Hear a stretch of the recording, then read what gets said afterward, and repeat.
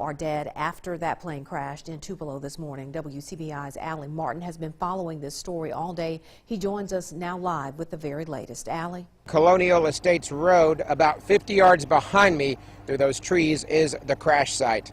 It was shortly after 8:30 this morning when 911 began receiving calls about a possible plane crash just north of the airport. Firefighters, police, and EMTs quickly arrived on the scene. I was here just a few moments after it happened.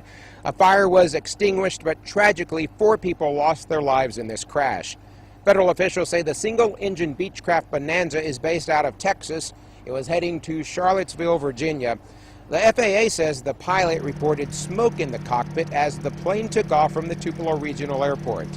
A local house painter saw, heard, and felt the crash.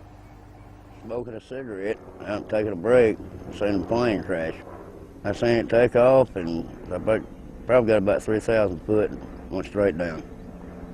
Straight down? And then it exploded. Ground rattled and shook for a little bit. That was it. After that, I seen plumes of smoke.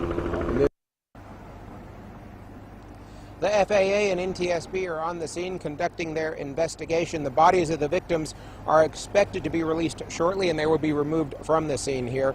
Authorities are also encouraging motorists to avoid this area. As you can see behind me, there's a lot of traffic here, and I can tell you there's not usually this much traffic here on Colonial Estates Road. Now, there's nothing to see from here, folks. If you're on the road, all you're going to see is the trees. The crash scene is beyond those trees. You can see nothing from the road. So it's important, investigators say, to avoid the area, let investigators do their work. For now, we're live in Tupelo. We'll send it back to you in the studio.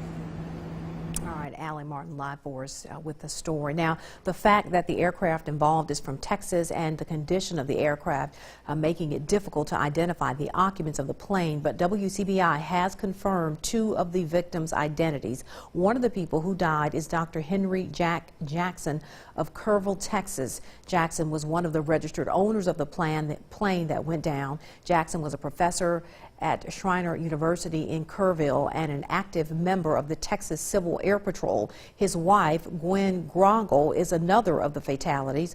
Grongle was a popular the owner of a successful yoga studio there in Kerrville, the Kerrville Spa and Exercise Center. Family members of both have been contacted about the crash. The other 2 victims are husband and wife, also from Kerrville, but it is not certain the necessary next of kin have been notified, so WCBI is not releasing their names at this time.